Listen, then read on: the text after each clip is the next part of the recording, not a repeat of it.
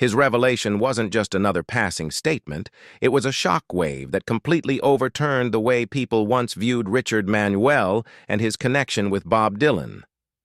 For decades, the truth surrounding Manuel's tragic death had been buried under silence and speculation. But now, after so many years, previously unpublished details have surfaced, shedding new light on the haunting story. This isn't merely the tale of a gifted artist. It's the unveiling of a long-hidden truth that transforms everything people thought they knew. What once seemed like an ordinary tragedy now stands before the audience as something far more intense, emotional, and devastating. In a recently released excerpt from Richard Manuel, His Life and Music by Stephen T. Lewis, Dylan finally broke his silence. He confessed, "Richard had something that none of us had, and I couldn't defend it." That simple yet deeply emotional admission stunned fans across the world.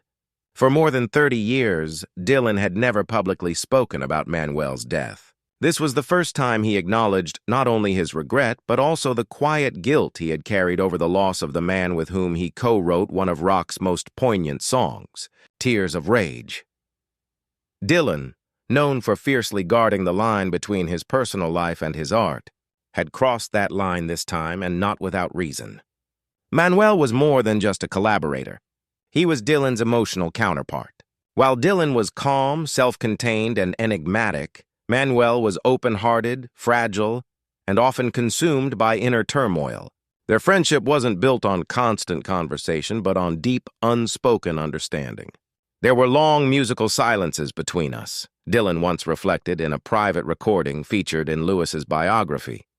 Many believed their bond was distant, yet it was Dylan who first chose Manuel as his songwriting partner during his Woodstock retreat, a collaboration that marked a defining moment in both of their creative journeys. The Tears of Rage sessions were not just a one-off experiment. They became the foundation of the legendary Basement Tapes, where the band began to shape its own distinct identity. Manuel's piano, voice, and lyrics intertwined with Dylan's in rare harmony. A partnership made even more remarkable because Dylan rarely shared songwriting credit at that time. But when Manuel's life came to a tragic end, Dylan vanished from public sight. He didn't attend the funeral, didn't release a statement, and didn't offer any public condolences. Manuel's close friend, Garth Hudson, later revealed that Dylan chose to grieve privately, burying his pain in silence. Yet Dylan's recent admission offers a glimpse into that quiet suffering. According to Lewis's research, Dylan wrote a brief letter to Manuel's family a few weeks after his death, a letter that remained hidden for years. In it, Dylan wrote, "I kept quiet for too long. There were things I thought I would tell him, but I never did." Lewis verified the letter through sources close to Manuel's family, confirming its authenticity. Even after 1986, Dylan continued to perform songs tied to Manuel, such as I Shall Be Released, but never explained why those songs remained in his set list. His latest statement, therefore, isn't about publicity, it's about closure. It's a rare, vulnerable confession from a man who has spent his life keeping his emotions locked away. To understand Dylan's anguish, one must look back at the fractures within the band during its final years, fault lines that eventually pushed Manuel to the margins. Once considered the emotional center of the group, Manuel gradually found himself displaced as creative control shifted. Robbie Robertson began taking over songwriting and production duties, while Manuel's contributions faded into the background. Despite being one of the architects of the band's signature sound, Manuel's songwriting credits began to dwindle after the success of music from Big Pink and the band. As Robertson tightened his grip on leadership, Manuel became more isolated. He continued to sing and play piano, but his creative voice was drowned out. While Manuel, Rick Danko, and Garth Hudson preferred spontaneity and collaboration, Robertson demanded precision and control, dictating everything from the music to the band's image. Levon Helm later lamented that the band had turned into one man in charge, and the rest just followed. This imbalance reached its peak during The Last Waltz in 1976, the band's grand farewell concert, immortalized in Martin Scorsese's documentary. Despite being an original member, Manuel wasn't given a single solo performance that night. The spotlight focused on Robertson and the celebrity guests, while Manuel faded quietly into the background. Fans later learned this exclusion wasn't accidental but a deliberate production choice, confirming the growing distance between him and the rest of the group.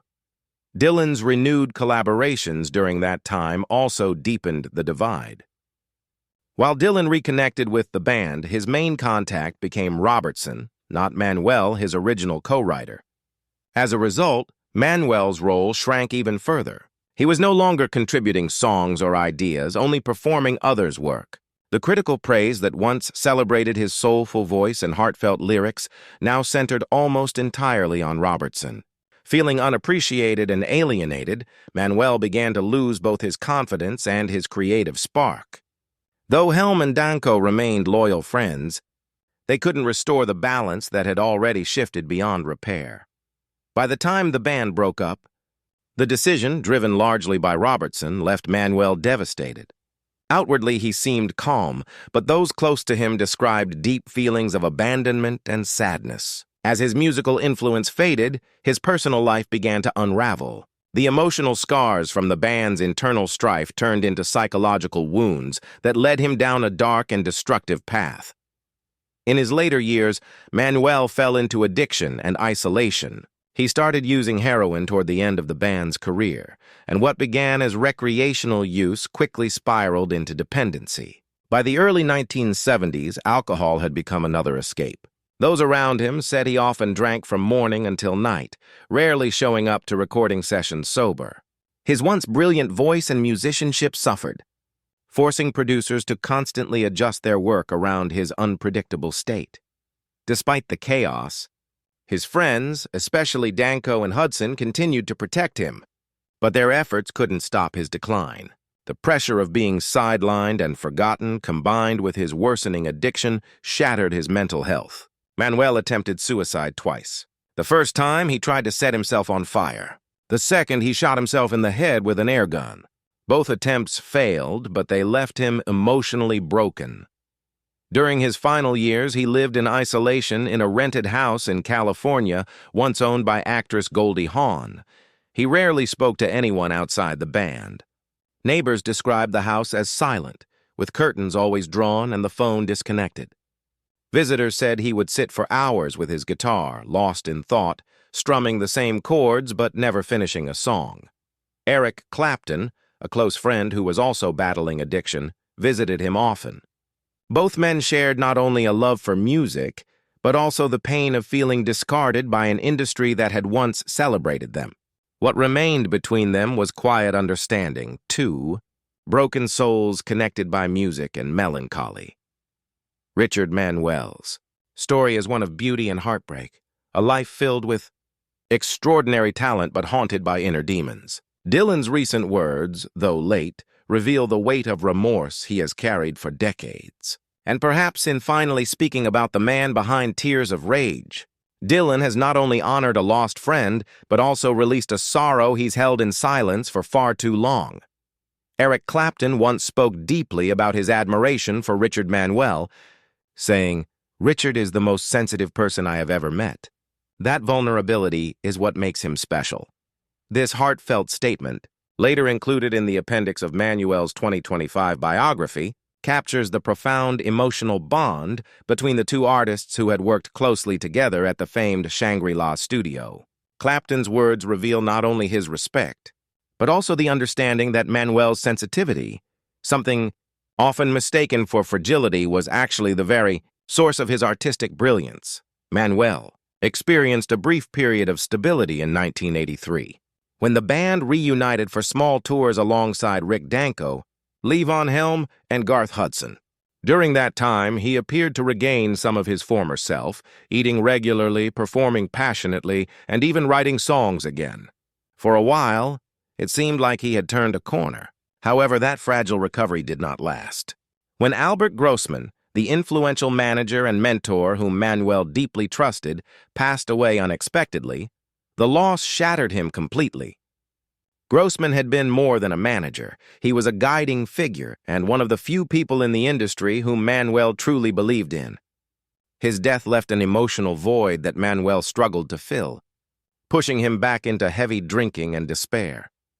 Although he still managed to perform on stage with his usual professionalism, those closest to him noticed how dependent he had become on his bandmates to help him stay focused. Sometimes, he drank so much after performances that he couldn't even leave his dressing room.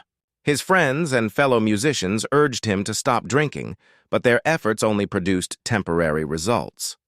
As his mental and physical health declined, it became clear that he was trapped in a cycle of self-destruction.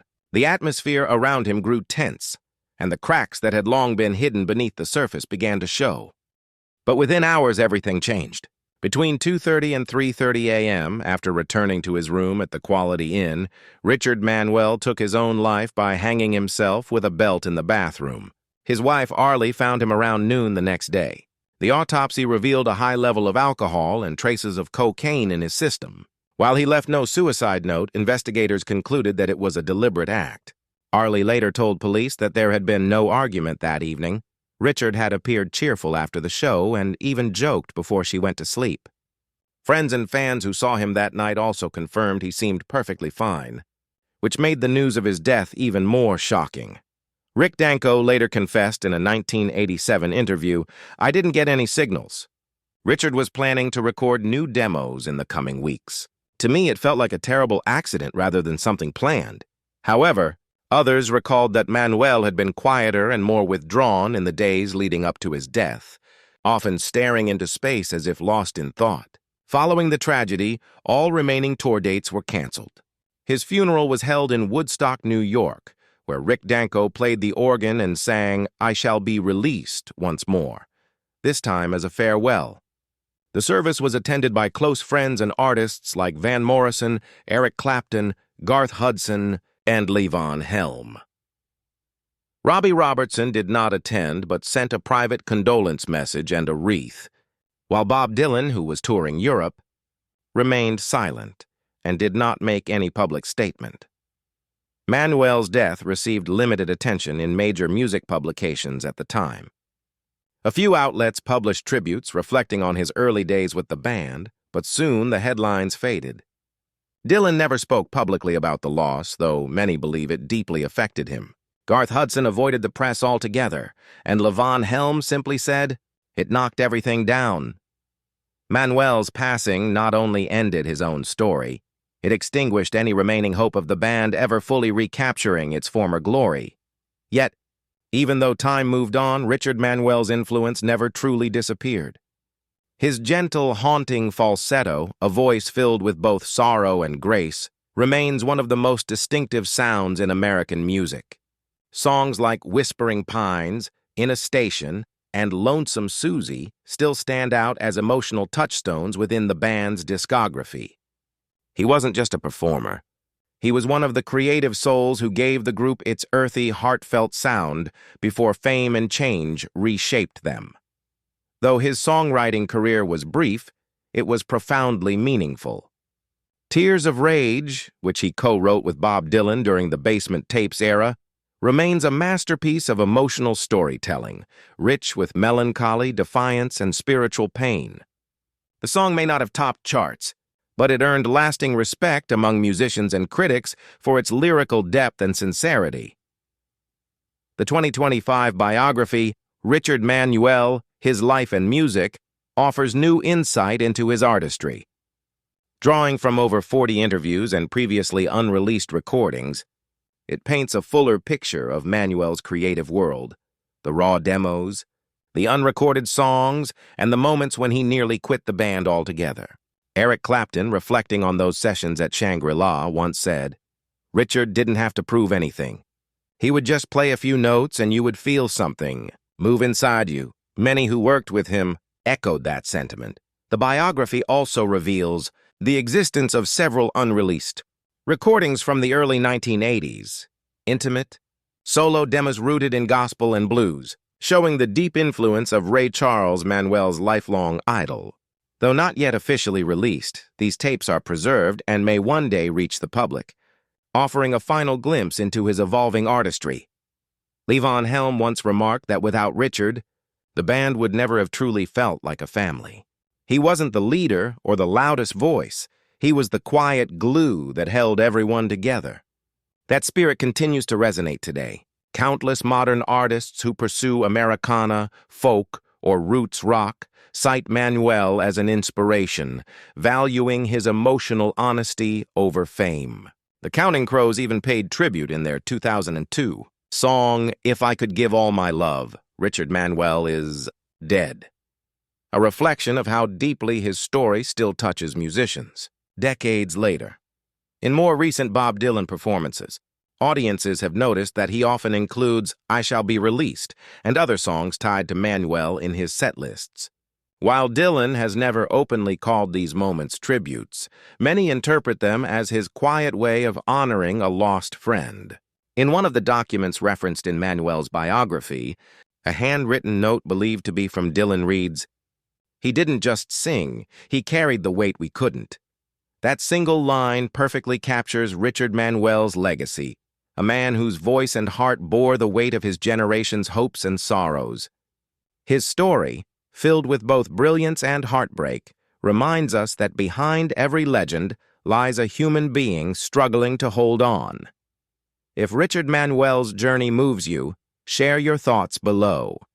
What do you think about his bond with Bob Dylan and the way his story ended? Don't forget to like this video if you found it meaningful, share it with other music lovers, and subscribe to our channel for more untold stories of artists whose light continues to shine even long after they are gone. Thank you for watching. Though Richard Manuel's life ended far too soon, his influence continues to ripple quietly through generations of musicians and fans alike. His music, full of vulnerability and sincerity, still touches people who discover it decades later. For many, listening to him sing feels like hearing someone lay bare the deepest parts of the human soul, pain, longing, and a fragile kind of hope that refuses to disappear. In a world often dominated by commercial success and fleeting fame, Manuel's artistry stands as a reminder that authenticity has a power all its own. The emotional tone of his work remains timeless. Songs like Whispering Pines and Tears of Rage are not just pieces of music. They are emotional landscapes that invite listeners to feel rather than simply hear. His falsetto, trembling and soulful, carried an intimacy that could break hearts. Even those who didn't know his story could sense that his voice carried a lifetime of struggle and compassion. When fans or fellow musicians talk about Manuel today, they often describe him as the soul of the band. Without him, something essential seemed to fade from their sound forever.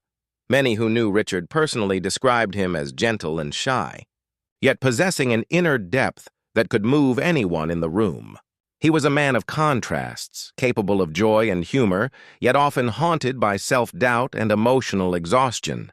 These opposing forces defined his life and his art. When he sang, it felt like he was searching for peace, reaching for something he never quite found. That yearning made his performances unforgettable, because it was real. Over time, documentaries, biographies, and tribute concerts have tried to reintroduce audiences to the man behind the legend.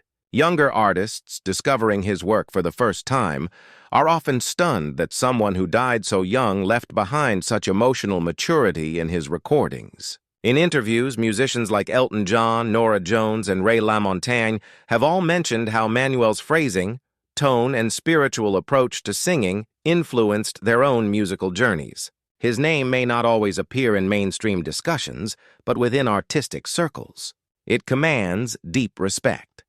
The 2025 biography, Richard Manuel, His Life and Music, further reignited public interest, shining light on the aspects of his story that had long been misunderstood or forgotten. Readers were struck by how his story combined both tragedy and grace, how his struggles with addiction and depression existed side by side with moments of joy, laughter, and pure creativity. The book also presented rare letters and personal notes, including small sketches and song ideas, showing the depth of thought behind even his simplest melodies.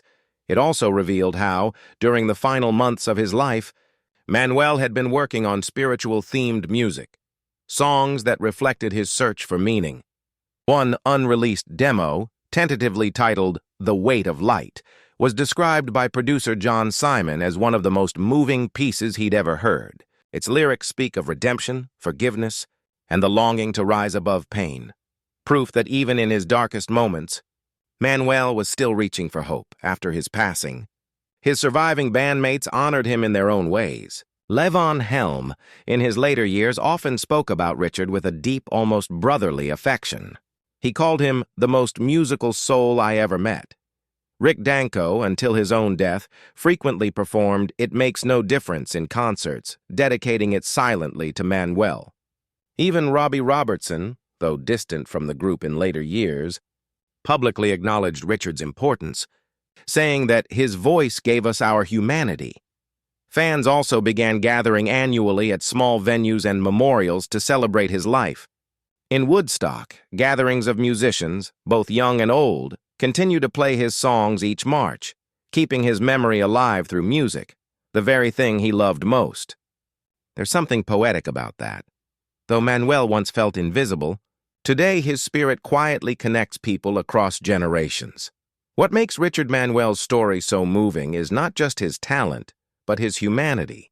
He wasn't perfect. He struggled, he fell, and he suffered, but through all of it, he gave the world something real. His music became a reflection of what it means to be human in its most honest form, flawed, tender, and unguarded.